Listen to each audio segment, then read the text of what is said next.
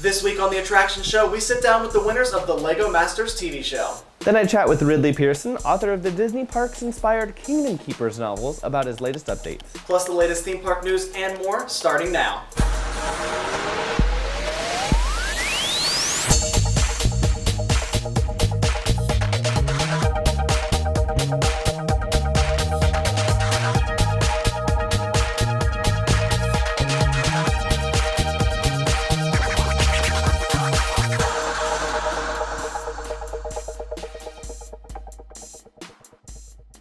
The Attraction Show is brought to you by Mouse Fan Travel, our recommended travel agent, Undercover Tourist, our recommended ticket supplier, and Give Kids the World Village, our favorite charity. Let them know you saw them on Attractions Magazine. Hello and welcome to this week's episode of the show. I'm Quinn. And I'm Theron. Yeah, Jessie's still on her little maternity leave, getting all settled at home with her new baby. Mm-hmm. And have you done anything interesting in the past week at home? I got a PlayStation VR headset, and I know I'm really late to this, but I got the Battlefront 1 VR mission for the X-Wing, and it was amazing, flying around. The only part that I thought was interesting is the whole part is they were like, look around the X-Wing, like, in VR you can stand here and you can stand there, and I was like, or you can, now you can just see a real X-Wing in real life at Galaxy's Edge. So yeah, that's true, but... Still really cool though. I liked it. I only like smashed into like 3 asteroids and died horrifically. So. Oh yeah. I mean, that's to be expected. Of course.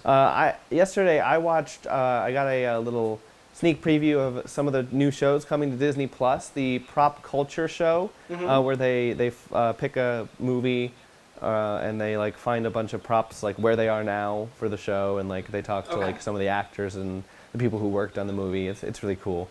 And then I also watched, I think it's called It's a Dog's Life. It's a little show with the voice of Goofy / Pluto, and he goes around and he meets dogs that have jobs, and gives little tips on people who have new dogs. And actually, my boyfriend just got a brand new puppy this past week. Nice. So I've been helping him raise the puppy. Yeah, it's so cute. His name's Ezra. It's so cute. Well, you're going to have to use some of that knowledge you just gained from that show and just make the ultimate Goofy Pluto combo and learn all of your own voices. And speaking of shows, LEGO Masters on Fox recently crowned the winners of the ultimate LEGO building competition, and our reporter Banks got to talk with them about their experience. Take a look. So in terms of the LEGO Masters, this is the first season they have ever done for the show. What was the audition process like to be a part of the show? Initially, casting had reached out to me because they'd seen my work online and were like, hey, you should apply. We're interested. You have cool stuff. It was tricky finding somebody to go on the show with me. And eventually I was like, I don't know that I'm going to be able to do it just because I don't really want to leave my wife for potentially 7 weeks. And they were like, well, does she want to apply too? And I'm like, she doesn't build with Lego. I mean, she's sorted Lego with me, but like she's not exactly a builder. They're like, oh, that doesn't matter. I'm like, okay. So Tyler definitely brought me into Lego. I was definitely a newbie. And my first experiences after we got married was sorting for him in this crazy Lego laboratory you can see behind you. Everything's got to be meticulously sorted.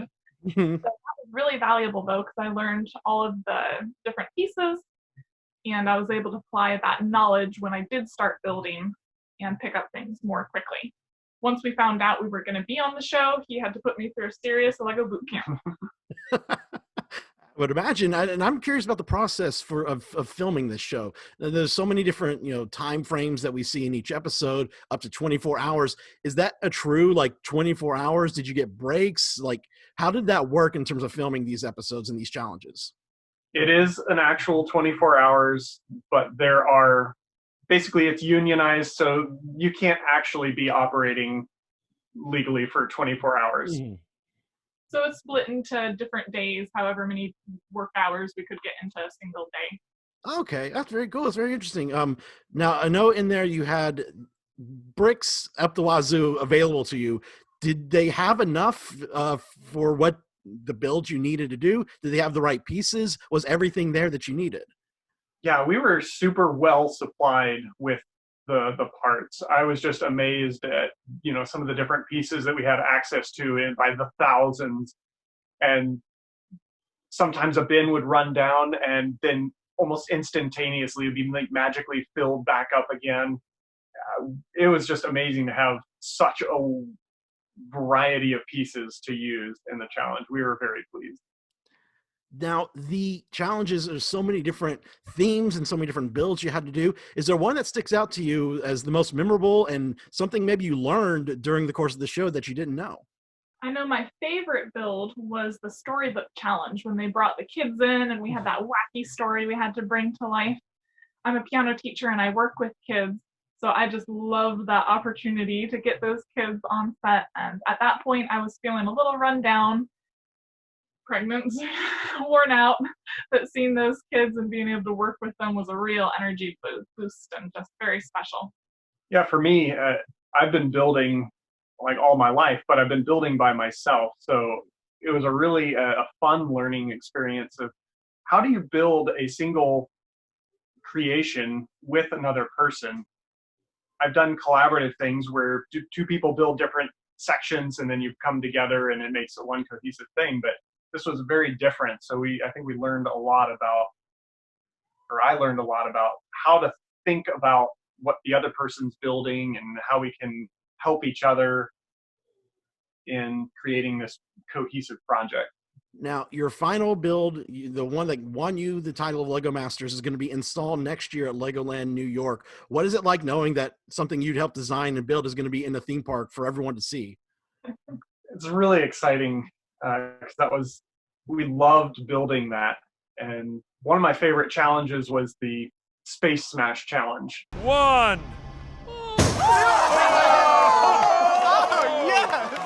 Unfortunately, that build is no longer with us. So it's really exciting to see one of our other favorite builds, the final build, that's going to be preserved in such a way that other people are going to get to enjoy it, not just on the screen, but be able to walk up and see it in person and walk around it and just soak in all those little details. And now we cover Legoland, Florida a lot because we live right down the road from there. If there was some attraction that you could design for a Legoland theme park, what kind of ride do you think you would want to design, and maybe what theme would you choose? Good question. We've never gotten that one before. For me, I love the adventurers theme. Growing up, I think it would be really cool to have. I'm envisioning a ride where you kind of go through this temple and there's kind of scary stuff and different traps or things that happen, and then maybe there's like one of those like drop flume rides at the end that's kind of surprises you, and there's this big drop, and then maybe a little more roller coaster adventure stuff that happens, and then you kind of like get the treasure at the end, whatever that is. I don't know what that would be, but it would be really cool. I love that. I love that idea. So what is next for you two? What's going to happen for you now after the show? Now that you're officially Lego Masters, Duplo. That's what's in our future. With the little guy on the way, that's probably going to be taking up most of our effort and time. But I've got some ideas percolating in the back of my brain as far as projects that I would like to do with Lego.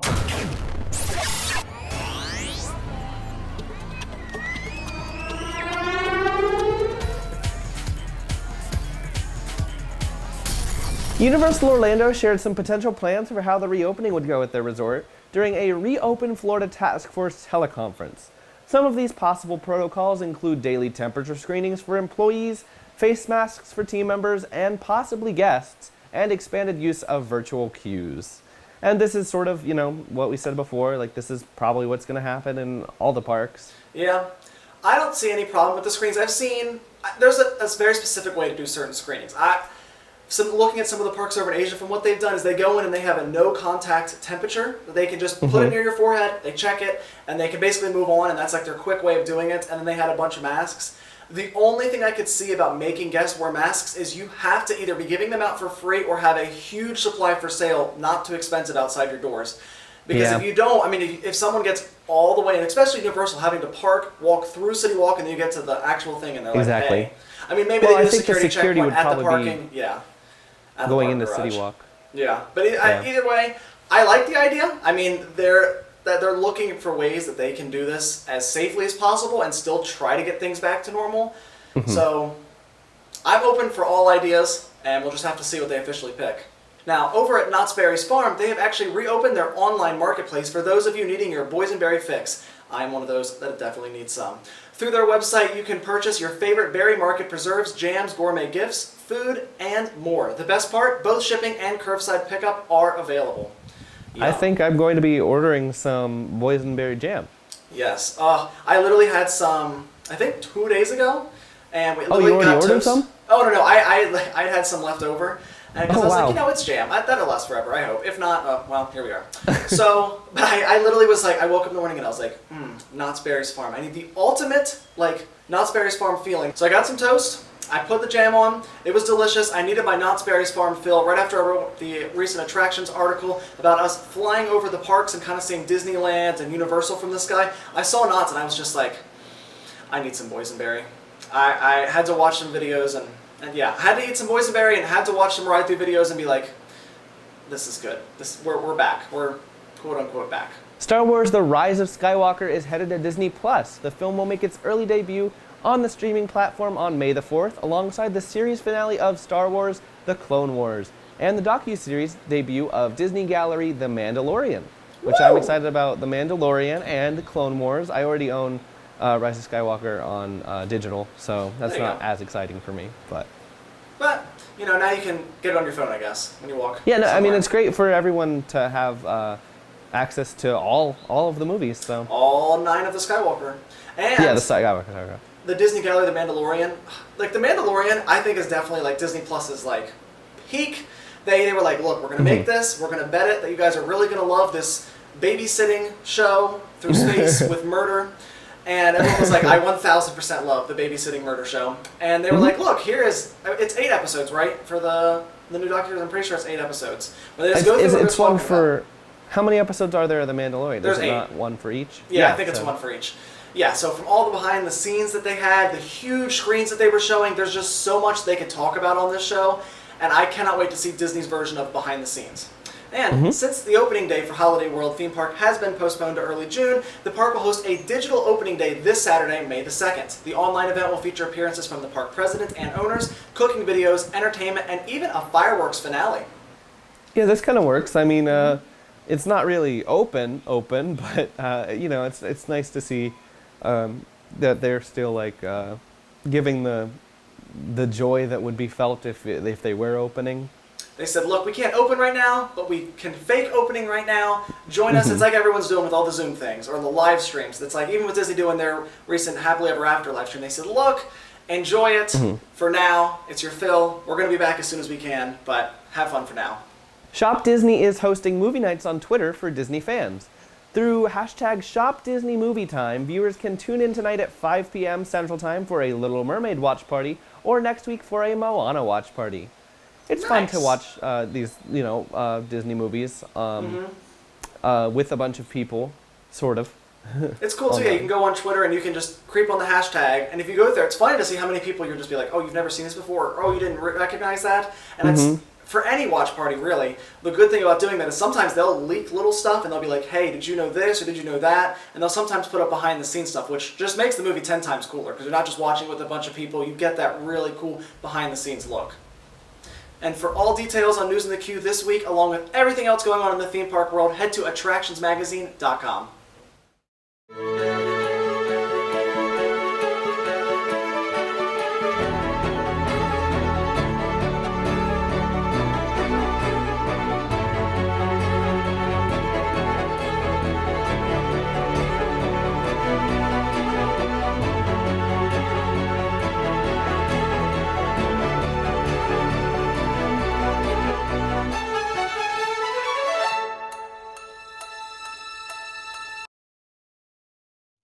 All right, today I'm here talking to Ridley Pearson. He's the author of the popular Kingdom Keepers books.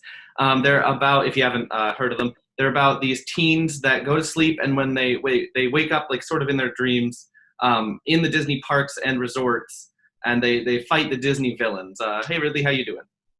I'm doing great, Quinn. Thanks. So the reason we're here talking is because you have new editions of the Kingdom Keepers books coming out, and can you tell me what's different with these new editions? Yes. we've been reprinting the books for 15 years, Mhm. and I think they've put 3 or 4 different covers on them, Yeah. and they were about to do a new edition, just more books, and they told me about this, and I said, maybe we should update them. Mhm. And Wendy Lefkon, my editor, was all over that and said, "Oh, what a great idea!" Because the books themselves take place in this time frame. They take place in the different Disney World, Disneyland, Yeah. the whole thing, because so many attractions have either been closed or modified or reskinned, Yes. that the reader might not even realize, like, where's Snow White's attraction and stuff. So Yeah. I thought, great, I'll update them. And then as I got to read them, in order to update them, some of the storylines, in fact, don't work because they're based on attractions and therefore a villain that's no longer emphasized in the parks. Mhm. So it was kind of like a domino effect. And Yeah. the fun thing is I think new readers, of course, they won't know any difference. And they'll see that now Pandora's in it and things like that. But former readers, like book 3 is hardly the same book because the whole story didn't work. Yeah. Too many things have been taken out of the park. I had things from Honey, I Shrunk the Kids and and they just aren't there. And you take them out and then you go, my gosh, if I took that. And so it's been really fun for me because they're very refreshed books. Yeah, like I know that like I was actually rereading them because I know you're having the new series coming out and I wanted to refresh, and I never actually got around to reading The Return, so I needed to read those as well. Okay. Yeah. So I know like One Man's Dream in the first book, that's not called that anymore, and like the Office is Yeah. completely gone, and that's such a big part of that story. Not to Yeah. spoil anything, but in general, like there's and it doesn't spoil it. And some of those, like I get so many emails about book 1 that I was very gentle on book 1. I mean, I fixed what we needed to fix. There were some name problems and things like that, but I can't even remember now because I'm working now on book 4. But we may have even left One Man's Dream in there just because it was so essential to the plot. But by book 2, which is in Animal Kingdom, there's a lot of new material there. And by book 3, which is in Epcot's completely getting redone. And I thought, how can I redo this and just have it, out of date before I start? So book 3 is seriously changed, but So it's really fun, I think. Does it take place with the attractions that aren't even there yet? In some cases, there's references to lands that aren't there yet. Okay. But Yeah. some of the rides that are under construction that, we all know about. Yeah, like Ratatouille. Yeah, like exactly. Ratatouille's in it.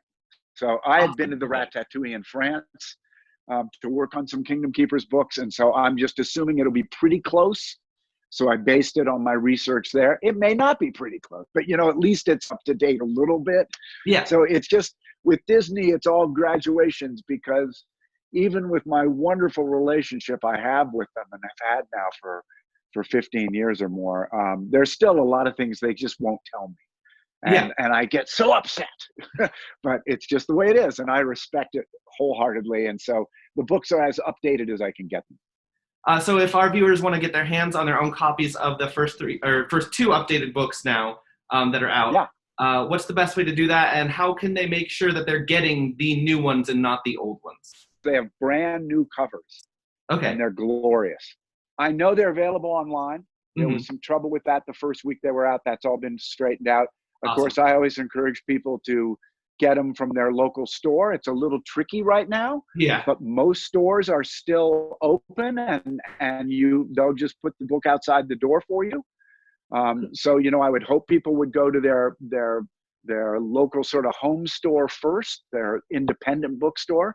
But I know, some of the big chains that we know about that operate online do have them available today. Is there anything else you want to add? No, I mean, I'm writing these for DC Entertainment. I'm writing graphic novels called The Super Sons, Son of Batman and Son of Superman. And I'm having a blast doing that. And I would hope readers would go out and check those out. It's not the Super Sons comic, it's the Super Sons graphic novels.